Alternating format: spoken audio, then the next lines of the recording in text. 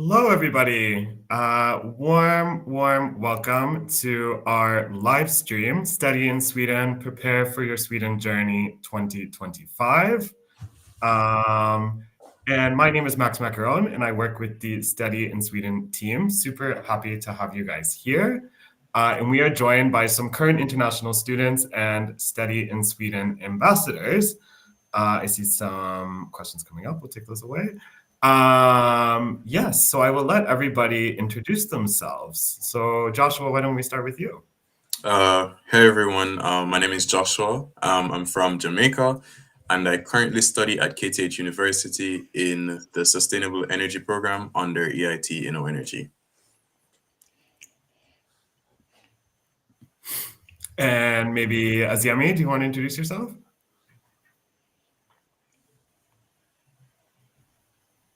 Oh, you're muted. Sorry. Here we go. Yeah. Yeah. Hello, everyone. I am Azemi. I'm from Indonesia, and I'm studying right now in Master in Architecture and Urban Design in Umeå University. Very nice. And Manu? Hi guys, my name is Manu and I'm from Brazil and I'm studying a bachelor's in biomedicine at the University of Porto and I'm currently doing my thesis here. So, yeah. Amazing. And Anna, do you want to introduce yourself?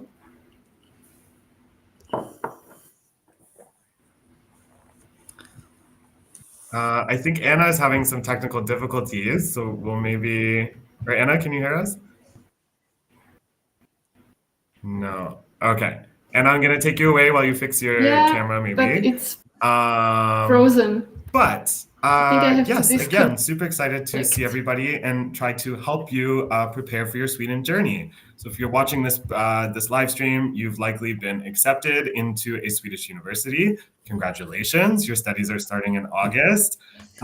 Everyone here, myself included actually, but 100 years ago, has done this journey, so we know it's stressful, there's a lot going on. So hopefully these 30 minutes we have together will help you get a better handle on what you need to think about. And we've taken a lot of the questions from our Instagram, where a lot of you have submitted questions. So thank you for that. And like you might have noticed in the chat, we have a few Study in Sweden colleagues who are answering as many questions as they can. But please know they're going to answer the questions that are the most general or apply to the most people. So if you have a very specific question that you put in the chat, it might not actually get answered. And we have a little QR code in the corner of our screen, and that leads to Study in Sweden, the website, where you'll find a load of other resources. Well, so yes, I'm thinking let's get started with the first question, and maybe Manu, you can start. What made you choose Sweden? Yeah, nice question. Well, at first I was looking for a place that had a lot of investment in my field. So a country that would provide, investment in research and biotechnology and those kinds of things. I also wanted to be in a place that really valued a work-life balance and just really living in a balanced way that wasn't super stressful as I had it back home.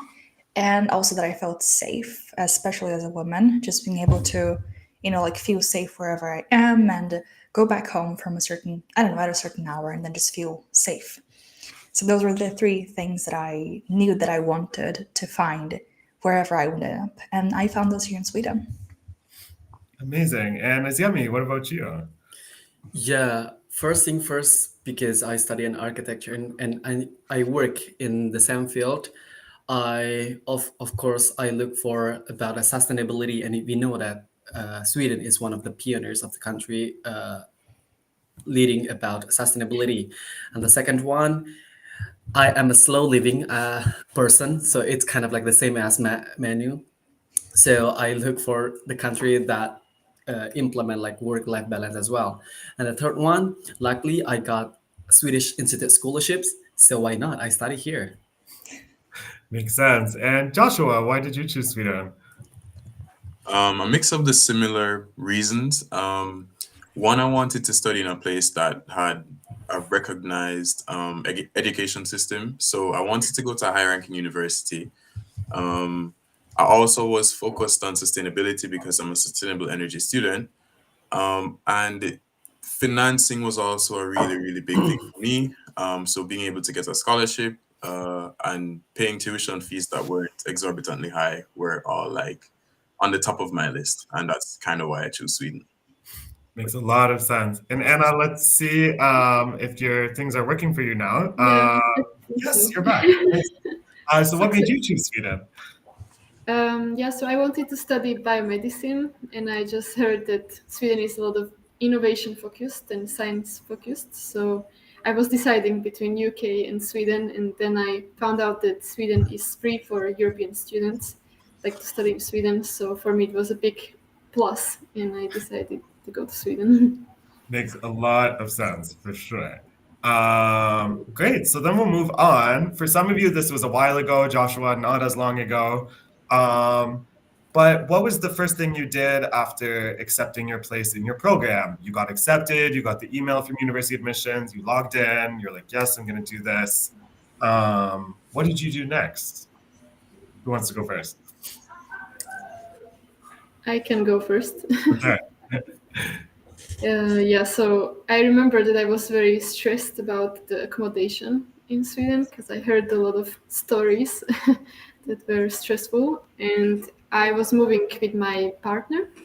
So I wanted some kind of place where we can both live together. And at that time, I didn't know that you can live with your partner in a student accommodation. So I was looking through Blocket Postat mostly and Facebook groups, and it was a stressful time, but I found something in the end. So, but I think that was the first thing. I was just looking for a place to live. Apartment. Makes a lot of sense. That's a good step one. What about you, Manu? Well, the very first thing that I did was tell my friends. So I called them, like before starting to think about anything else, I just wanted to tell people and be like, I made it and everything. And then came all the thoughts about having to actually get things, going the wheel. So I also looked for accommodation, and I actually had to deal with some passport things because mine was gonna expire like, I don't know, in 3 months or something. So I actually had to do that just after I got accepted to make sure that it would be, in a good status for me to apply for the residence permit. So it was mostly, me first enjoying the moment and telling my friends and family, and later I went to deal with the stuff that would really get me to, where I wanted to be. So, yeah. It's nice to do the bureaucracy like second. Exactly. And what about you, Yami? It's kind of like different with Manu and Anna. I think I more look for the documents about a visa apply, that because like I'm from Indonesia, so like I need to some documents and everything while waiting for the accommodation as well. And because I also apply Swedish Institute scholarship at the same time, so I also need to like prepare myself if I'm not accepted. So like how could I reverse my study and like tuition fee and everything? So I just look for every documents that make me possible to go to Sweden. So that's the first thing that I did. Very important stuff. And what about you, Joshua? A bit of a mix as well. So Okay. I would have gotten admitted, but I was waiting on the scholarship information to figure out if I actually got a scholarship for my program. I had to pay a registration fee and wait a little bit longer. But when I actually got the notification that I'd been granted a scholarship, it was the same as Manu. It was, oh my goodness, I didn't think I'd get this far, telling people, and then starting to think about what are the next steps? What documents do I need to prepare? How do I get this done? For sure. Yeah. Documents are very important, and I can see my colleagues in the chat here are sending lots of good links. So even if they're not replying to your specific question, you might find the answer in the chat. But awesome. You guys have talked about accommodation a little bit, and we'll get there a bit later. But one thing I know a lot of people freak out about is the weather. So I'm wondering, how do you deal with the weather and or darkness? These two things can go hand in hand. I'm thinking, Aziami, you're all the way up in Umeå, which is like basically the Arctic. Not quite, but it's on the way to the. It's far up there. How do you deal with the weather and the darkness? What is the weather there right now? Right now, today is sunny day, so even though like 2 days ago we got a snow again. So, but otherwise, how I deal. Luckily, I like a cold weather, so it doesn't matter how cold it is, and because I don't like being sweaty, so that's why like I like email. But sometimes darkness is the problem. That the problems, not for the weather. When the winter comes, like during, especially during between December and January. So like it's more makes me lazier and like sleep over day, I think. So I think just embrace the weather. Mhm. I mean, like if you decide to study in like northern of Sweden, so it's the consequences. But beside that, you would get the beautiful weather in the next couple of months. Exactly. It can be nice too. Yeah, exactly. Super nice. Yeah. And what about you, Anna? Yeah, I live in Gothenburg, so the sky is often gray and the weather is not so nice most of the time. But I usually try to, I think, stay optimistic and have some vitamin D and socialize. I think that helps a lot to spend time with people. I totally agree. Getting out of the apartment, it's not always easy, but once you do, it's like a good thing. And what do you say, Manu? Yeah, I mean, the weather is nothing compared to the darkness, I think, especially coming from a tropical country like Brazil. So what I do to help with the darkness, mostly like have candles and really try to do a lot of things during daytime, but still try to get out when it's dark to, get my body, I don't know, somehow active. Mm, And about the weather, it is dressing appropriately. And that means like layering up and make sure that you have, what it needs for you not to feel cold.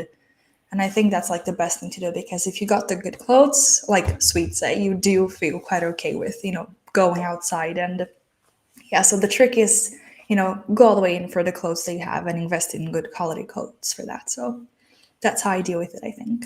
that's a great tip. And Joshua, you came from Jamaica, a lot warmer than Sweden, to Yeah. Sweden. How do you deal with the weather and the darkness? I didn't find the weather that bad, to be very honest. Again, yeah, coming from a tropical country, it was an adjustment, but I think one that I was able to make because I had the appropriate clothing.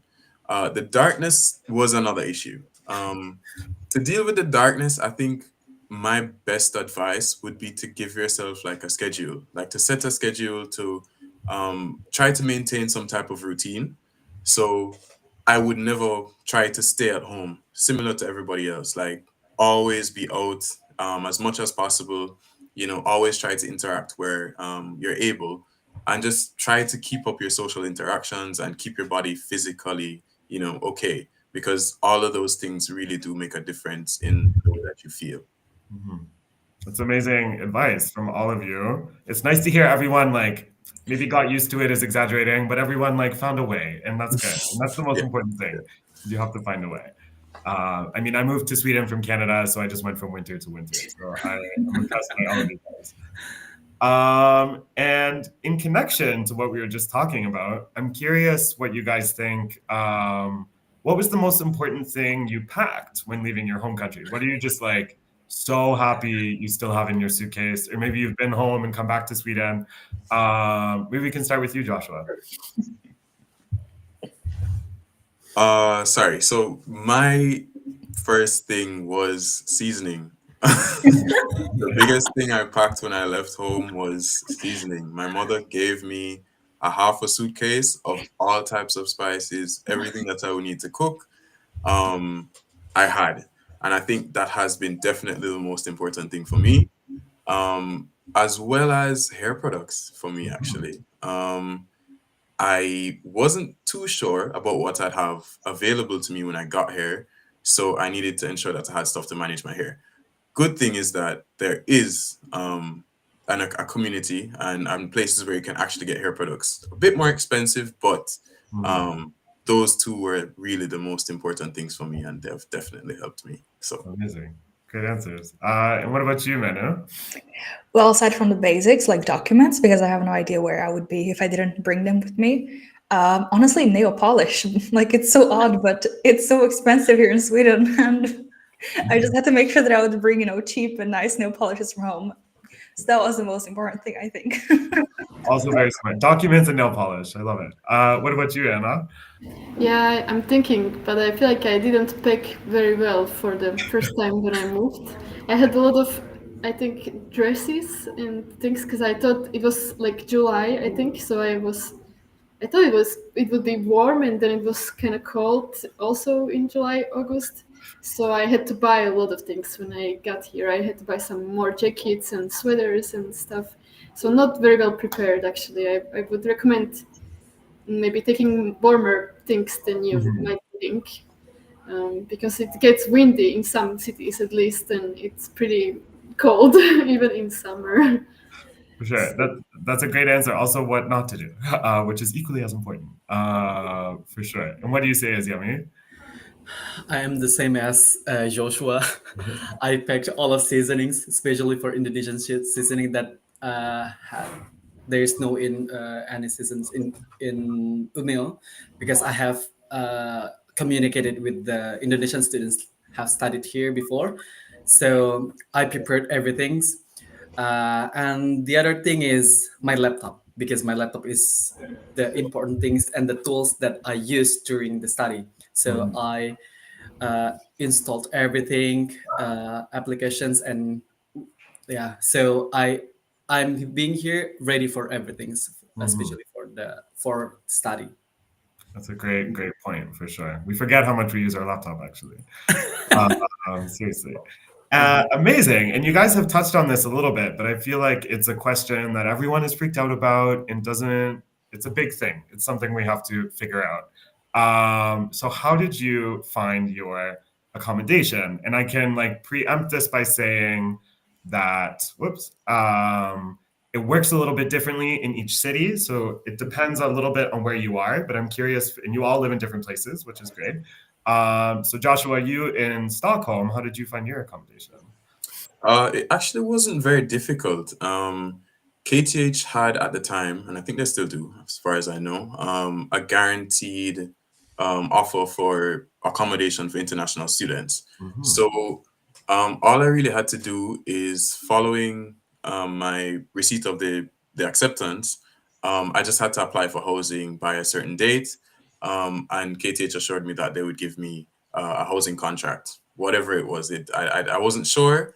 I was able to select preferences, but yeah, that was really the process. And then soon enough, I got an offer for accommodation, which again, I'm sure we will all recommend that you take as soon as possible. Yeah. For sure. And what about you, Manu?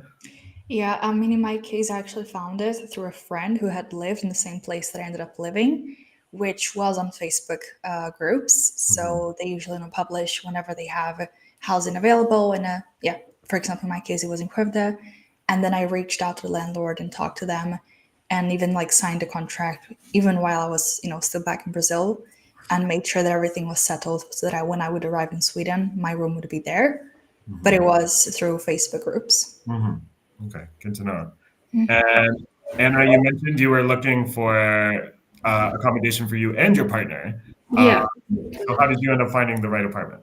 Yeah, so it was a bit complicated story because I really didn't know that you can be a student and live with someone in the student accommodation. I thought you can live alone. So I really ignored the student queues and stuff and just looked via Facebook groups and then Blocket postat. And I found my accommodation through Facebook, but I know it's a bit risky way to do it. So I would recommend people to first do the queuing and the student housing queues. And then if they don't get the housing, as for European students is not guaranteed, they should look at the other options. But now I live in Gothenburg and I have been queuing for quite some time. So like I got a good student accommodation with my partner, and that's where I live now. Nice. Awesome. And Yami, how did you find your accommodation? Again, I am the same position as Joshua, because Mhm. Umia University has guaranteed all of the international students to get the place for accommodations, and of course it's for single housing students. So we are provided some preferences that based on our needs. So that's Mhm. what I do. Mhm. For sure. Awesome. Mhm. Great. So as you guys can hear, it works very differently depending where you are, what your situation is, what you're comfortable with. But I think a great tip or something I take from what everyone is saying is that you have to be a bit early and do your best. Just keep on persevering because you will find accommodation. It just Yeah. can take a little bit of time, maybe. Awesome. Then we will move on in our last 10 minutes. I'm curious what surprised you most about the Swedish education system, because coming from different countries, I remember this as well. It can be. Here's a question. Sorry, we'll pivot for a second. Any recommendations for reliable Facebook groups or pages for accommodation so as not to fall prey to scammers? This is a great point. If you choose to go the Facebook route, make sure that you're very, very, very careful. And it's totally at your own risk if you decide to sign something before going to before arriving or before seeing it, because there are scammers out there. So we really want to send you with the be cautious, use your best judgment, and it's always at your own risk if you're choosing to sign or pay for something before you actually see it. If it's possible, we would say like make sure you see the apartment or the accommodation that it exists. Sometimes it's not, but yeah. So unfortunately, it depends really on the city. But I would recommend actually that you either contact your university, who's going to know what the best Facebook groups are. They'll definitely have an idea at least. Or if you get in touch with other students who are also traveling to Sweden from your country or who are already in Sweden, they might have an idea on what Facebook groups or pages are good. That's a great point. Do your very, very best to not fall prey to scammers because scammers are definitely out there. Great. But yes, back to the education system. Anna, what surprised you the most coming from or to the Swedish education system? I think for me it was kind of how many courses we have per semester, because in my country we have a lot. Like you can have around maybe 12, 10 to 12 courses per semester, which have low credits, and you have to study and go there basically 8 hours a day to school. But here it was 4 courses per semester. I think there is some kind of limit, maybe 5, 6. You can't really take too many, and I thought that it was very effective way to study something, because I never dove so deep into a subject as I did in Sweden. So I feel like I really understand things that I learned. For sure. And Manu, what about you? Yeah, it's literally the same as Anna. I mean, I feel like the pace at which the studies are taught are just like really great. It gives a lot of room for flexibility for you to really think through what you're studying and not feel overwhelmed in any way. So I think that's the best thing about it, because you really take one course every 2 months, for example, or something like that. Mhm. And it gives you some time to process everything before jumping onto the next one. So I think the pace was really shocking, especially because in high school I had perhaps 7 hours a day of school each day of the week. So it was quite tough. But coming here was much more, slow pace and everything. So it felt really nice. Nice. Yemi, what do you say? What was the most surprising? Grading system. It makes me surprises because here we don't have any grading system. We just have like two types of grading: pass and fail. Mhm. And I think it's a very it's freedom for architecture students, because architecture and design is a very subjective, and as long as we meet the requirements and the assessments, like we pass the the the exam. And I Mhm. think it also makes us as architecture students more explorative to in designing a building, and Mhm. it's very surprising and lovely, I think. I can imagine. And I will just add that it's definitely the case in some programs that it's pass fail, Yeah, but not all programs. But the grading system can definitely be different depending on what you're studying and where you're studying. true. So yeah, pass fail I've definitely heard as well. And Joshua, what about you? What was the most surprising? Sorry, yeah, a mix of things, similar to everybody else. But just for me, I think I was most surprised about how organized the system was. So at the start of the semester, you have a detailed outline every single week, every single session of what you're going to be doing in the class, where the class will be, what you're going to be covering. And that really helps you to, understand the pace at which you're supposed to be going. Um, there's always accessibility to lecturers. It's a very, very organized system, and it really allows you to learn at a reasonable pace, not too fast or not too slow. um there are also like guaranteed retakes for a lot of all of my courses if you don't pass. And there's just generally a feeling that school is for learning. It's not really about a grade. You do your best, and that's kind of the expectation. Nobody really wants anything more, and it's that nobody's comparing you to anyone else. So, yeah, I think it's an amazing place to study. Nice. Yeah. Awesome. Perfect. Then we just have two questions left, actually. Time just flew by. Um, so all of you are international students. You're also digital ambassadors. Some of you guys have other stuff going on. And you've talked a little bit about the pace while you're studying. We had a lot of people who submitted questions wondering, like, are you able to work at the same time? How do you deal with your time management? What does it feel like to be a student? So maybe Joshua, we can start with, we'll go the other way this time. How do you find time management being a student here? Generally, I'm not too busy, so there's always time to do something else, right? So I've never really had like three classes in a day. Classes are never more than 2 hours long. You always have a break between your classes, so that you always. And one thing I found extremely crazy is that at midday everybody would just like stop to eat, which was insane to me. So there's generally a focus on your well-being. Um, and yeah, there's never been a time when I've had too many classes to be able to do something else. I've always had time to go to the gym. I've always had time with my friends. So it's very easy to manage your time, I would say. Nice. What do you think, Isyami? I usually I do time management in my journal. So I put everything on my journal. What should I do? And Joshua said that all of the schedules regarding the subjects or the courses has been set. So we know already the whole semester what we will do. So we can fill the leisure times or the extracurricular or even the part time if you want to do that.